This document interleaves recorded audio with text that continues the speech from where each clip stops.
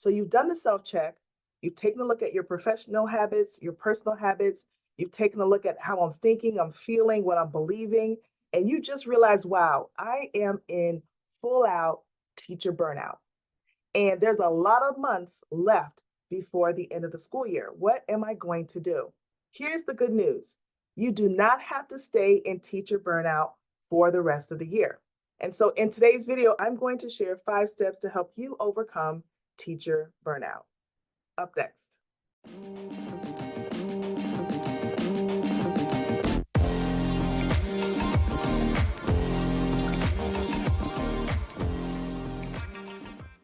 Hi, everybody. Michelle Holiday here. I am a behavior strategist, and I help teachers, schools, districts, and student-based or children-based organizations learn strategies, systems, and methods to help them manage their students and their learning environment with less stress and less struggle.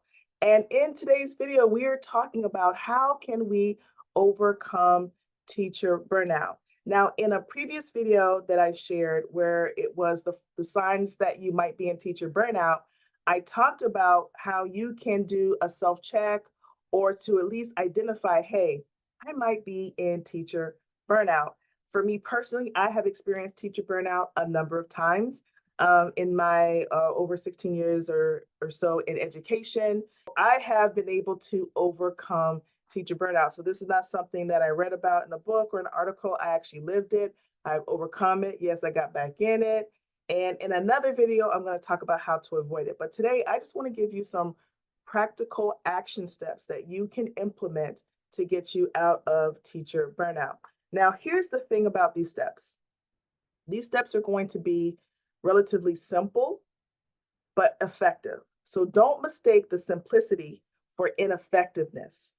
Understand that freedom is not as hard as you think when it comes to getting out of that place of teacher burnout, but you're going to have to take action and you're going to have to make some decisions. And for some things, you're going to have to be consistent. So let's start with the first step, which is set and keep key boundaries. And what I mean by set and keep key boundaries, you're going to have to identify what those key areas are for you and how you do your teacher life, but you got to get those key ones and set boundaries. So what do I mean by that? As a teacher, you already know you are constantly being asked to do over and above what is realistic and what is real. For example, they will give you tasks or actions to do that go beyond 24 hours, that go beyond your scheduled or your designated work hours. And so oftentimes they will ask you to do more than you really can or really you should be doing. You are going to have to set boundaries on your time, on your tasks, and on yourself. What do I mean by that? So one of the things that I had to start doing is I had to set, when I say self boundaries, I was involved in a number of committees. And with those committees, what comes with that? Meetings. Now, yes, I came from a really genuine heart. I wanted to help people. I wanted to help the parents. I wanted to help the school, and that's great. But I just can't do all the things. So what I had to do is I had to set boundaries on myself and say, self, no, you can't be on every committee. Self, no, you can't attend every meeting. If a parent says, well, I'm only available at this time, I can't be available for every parent. Or maybe that availability is for one time, not all the times. So I had to look at myself and say, how am I setting myself up to overextend what I am doing? So that means looking at myself. So a self-reflection. What are some things that you are currently doing that overextend who you are or your time or your effort? What are those things that are putting you in the dark place? So start setting boundaries. So for example, I had work boundaries where if a parent wanted to meet with me, they could meet with me from this time to this time. I understand you work until 7 o'clock, but no, we cannot meet at 8. I understand that, you start work at 8 and you want to meet at 6. No, we cannot have a phone call at 6. And let me just say something to you. If they wanted to see a doctor, guess what? They had to wait for doctor's hours.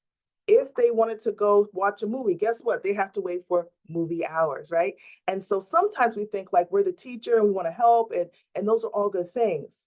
But we have to set boundaries on what we actually do or say. So I had to set boundaries on that. I had to set boundaries on the paperwork. Now, I know a lot of things are digital now as well, but still there's paperwork or digital documents to be involved. So one of the ways I used to set myself up for failure was that I would, every paper that went out, I would grade. Every paper that went out, I would try to get it back to the student. I had to cut that out because, especially when I was doing secondary, you're talking about changing classes and multiple students. I had to set boundaries and say, okay, what are the key documents? What are the key assignments? What are the key paperwork that I want to get back to the students or that I want to grade? So I had to set boundaries on that. And so just because I gave them an assignment doesn't mean that it will be graded. All assignments were important. They were for practice or enrichment or for introduction, but that doesn't mean they get graded. It doesn't mean it goes in the grade book. It doesn't mean the student gets it back. And I had to set that. And I don't know if that's difficult for anyone, but that was difficult for me. I had to set boundaries in my availability because oftentimes people would want to meet with me during my planning time. And some people's like, I don't get a planning time. I would say check that because a lot of times we get planning time, but they will ask to use the planning time. And I'm going to say to you, check and see if that's legal, number one, but also be willing to communicate, hey, I need that time for whatever that looks like for what you do in your classroom. And so what happened for me is I had a meeting day or a meeting day of the week, and this is when we could meet. And I'm talking about like coworkers, I'm talking about support staff. Oh, I need to meet with you after school. I'm available on this day. Because let me just say something else. I had to set boundaries on how long I stayed. I had to set boundaries on my staying after work.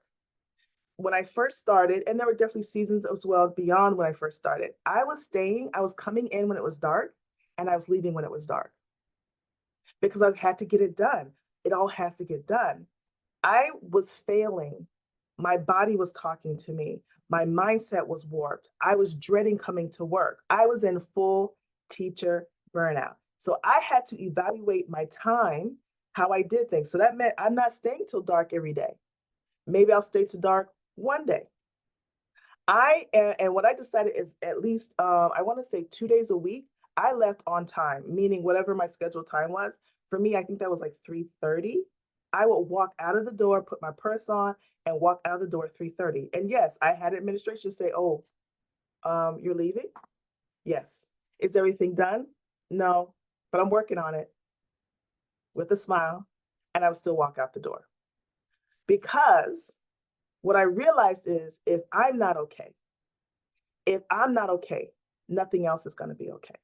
If I'm barely making it, it shows up in how I interact with my students.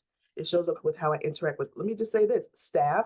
It shows up how I interact with parents.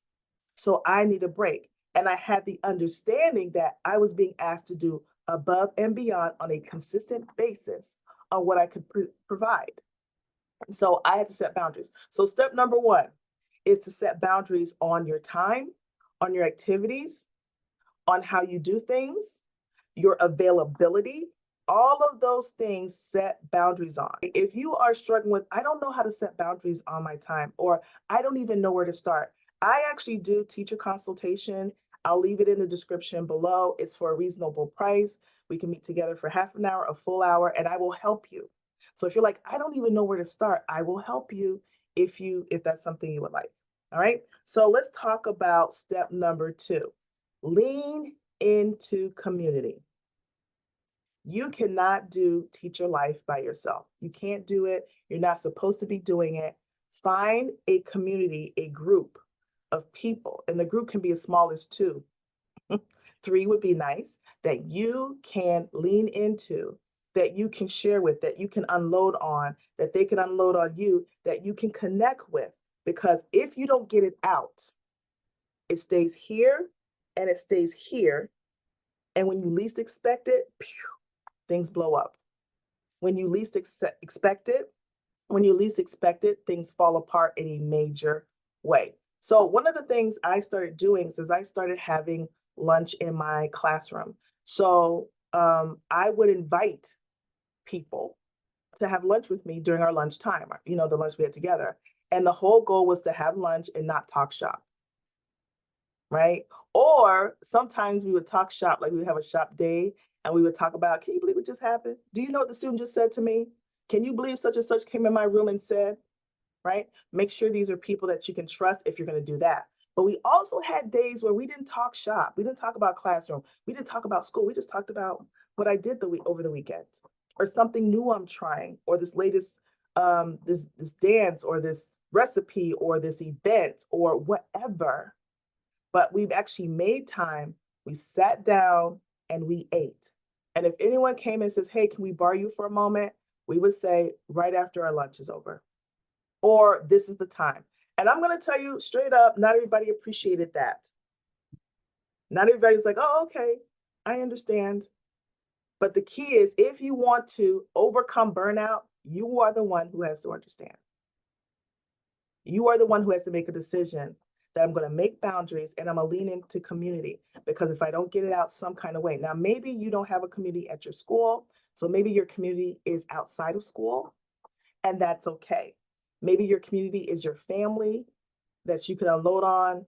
That's okay. But here's my thing. Don't keep it inside, because it will come out in other ways. And meet with your community on a regular basis. Try to be as regular as you can. It's very important. Step number 3, make self-care a necessity and a priority. So for you, that means putting it on your schedule, so be it. Now, when I talk about self-care, I'm not going to limit it, but I want to go a little bit beyond the manicure, the massage, because those are important. Let me just say that. Male or female, those are important. But what I want you to look for is because we spend so much time pouring out to our students, to our, what I call our shareholders, like our parents, our administration, the support staff, we spend so much time pouring out. Who is pouring into you? Because at a certain point, you will have nothing to pour, but the request to pour out will still be there. So what that means is find out what pours into you. Maybe it's going to the movies. Maybe it's getting with a therapist. Maybe it's doing something with music or art, playing an instrument, being artistic. Maybe it's sitting in the park by the water. What pours into you? Find it and automate it, in a sense, meaning make it a part of your regular day or your regular week. I went through stages of what pours into me. Something that poured into me, frankly, was rest. And I had to institute when I leave work, I need to lay down for 30 minutes. Sleep or no sleep, set the alarm, because I had a daughter. We had meals I had to prepare, laundry, all the things, the sports, the events, but I just need to lay down for 30 minutes. Okay. Another thing that I started doing is I got involved in something at the park. I think we had some kind of, it was like an artistic activity, artistic classes. That's what it was. So I got involved in that. So those are the things.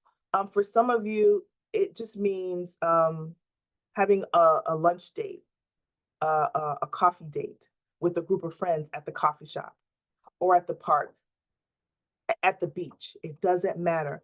Find what pours into you. How do you know it pours into you? When you leave that activity, you feel strengthened. When you leave that activity, you feel refreshed. And you can't wait for winter break, spring break, and weekends oftentimes always to do some of these things. Some of these things you may need to do daily, but they may have to be small. But definitely make self-care a priority and automate it. Step number 4, renew your mind when it comes to teaching. Now, I don't know about you, but I have noticed the massive amount of why I quit teaching videos that is out there. If you are deciding to stay in teaching, even if you're just staying till the end of the year, you're going to have to stop watching that stuff because it's affecting your mindset. What you want to start doing is filling your mind with things that are positive, things that are encouraging, things that help you be a better teacher, a better person. That's what you want to renew your mind with. Feed your mind with things that help you, not cause you to be discouraged, not cause you to feel like there's no hope, not someone who not things that will help increase your misery, for lack of a better term. You're going to have to start watching videos about why the school system is bad, why your school, listening to people on why your school is bad, all of the complaints and stuff. We know that there's plenty to complain about because we're not perfect. We know there's a lot that is missing, it's lacking, that's wrong. We know that our job is challenging, but to spend our time in it is not going to help you overcome. It's going to help you stay there and frankly get deeper and deeper. I don't remember the name of the TV show, but there's a TV show about teachers that came out. And I remember someone like, oh, do you watch this? Like, I don't need to watch it. I live it. And I need it to stay right where it is, where I'm living, so that when I leave at the end of the school day or whenever I choose to leave, it stays there. And then I have time to woosah. I have time to breathe. I have time to think on other things. I have time to engage in other things. So definitely renew your mind. Find positive quotes. Find positive stories. Write your own positive stories. I actually have like this notebook. I'm going to make it a binder of like these gifts. They're like notes that students have written to me about how they love me, how they enjoy being in my classroom, how they miss me. I go back and look at those things. I have pictures of me and students. Boy, I have pictures of like a long time ago. And it just brings back memories. I have current pictures that brings memories to me about how valuable my time here serving in education is. Do the same thing. Renew your mind on a regular basis so that as you show up every day, you're not showing up deeper in the hole. You're showing up above at sea level or above sea level so that you can do your best and show up great for you and your students. And there's step number 5, take breaks. Now, I already know some of the administrators who watch are like, uh-oh, uh-oh. But let me just tell you, when you are in teacher burnout, sometimes you do need to take a 3-day weekend. When you are in teacher burnout, you need to take a break just to get yourself together and put together a plan that includes what I just talked about, setting boundaries, leaning in community, renewing your mind, self-care, all of those things. You need to take a moment. There are times throughout my career, I've definitely taken a mental health day, as we like to call it, to help me just get myself together, to help me just breathe. And yes, it wasn't always appreciated by administration. I get that. I've been an administrator. I don't love it when my teachers would not come to work, but I also have been through it, done it. I got the t-shirt, I got the belly ring, not really. But you know what I'm saying? I got the tattoo, not really, but I got all the things that I understand and remember clearly what it was like to be in the classroom as the main teacher. I remember what it was like to be support staff. I remember what it was like to be an administrator. I know what it's like even now as I share with teachers, as I do my trainings, at different schools. I get it. And what I'm saying is, until you decide to move on to something different, you don't have to live in a constant state of teacher burnout. Okay, so there you have it. 5 steps to help you overcome teacher burnout. Let me go through them again.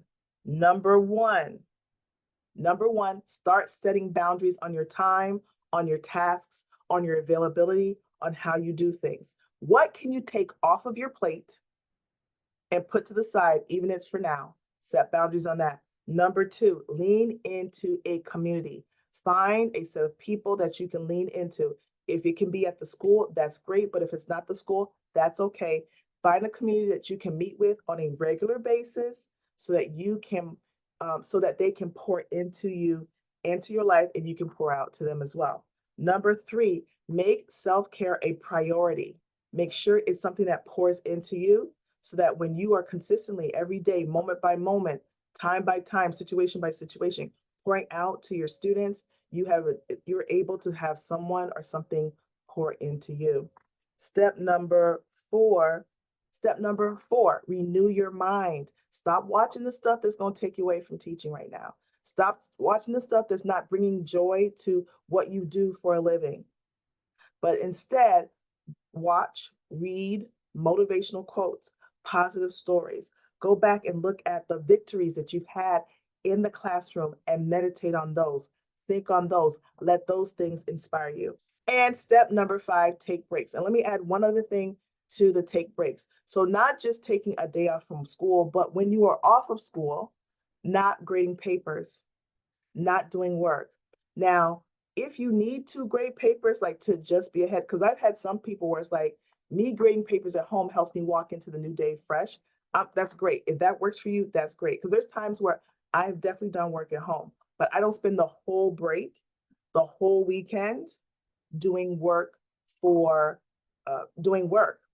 I actually set boundaries. Okay, I do want to grade papers this weekend, or I do want to work on an assignment. I do want to do my lesson plan. That's fine. I will allot this amount of time. And then after that, I'm done.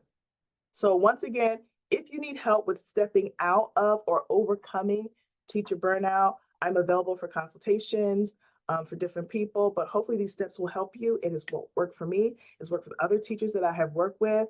And remember, it doesn't have to be your story. It's a temporary situation. All right, everybody, have a great week, and I'll see you next time.